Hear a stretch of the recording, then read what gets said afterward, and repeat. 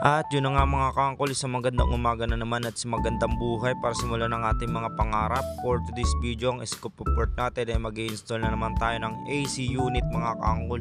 Dito nga mga kaangkol ay numpisaan ko na i-set up ang ating outdoor unit. Ikinakabit ko na dyan yung ating mga bracket para matansya natin kung hanggang saan. Kasi kadalasan mga kaangkol kapag mga gantong ina-install namin na back to back, meron po kaming minimum na 3 meters.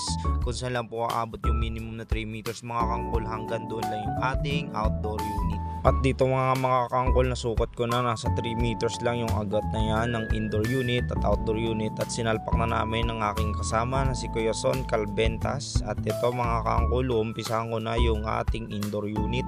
Dito mga kangkol ay na-set up ko na yung kanyang bracket at ikakabit ko naman ang kanyang pinaka indoor unit.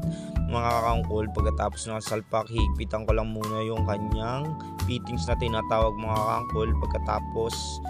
Pagkatapos ko mag-fittings dito mga kaangkol, ay pipittings ko na yung pinaka outdoor unit niya o pinaka tinatawag na condenser unit. Yan mga kaangkol. Pagkatapos niya ma-fittings mga kaangkol, liligtis naman natin, kakargahan natin ng 500 PSI mga kaangkol.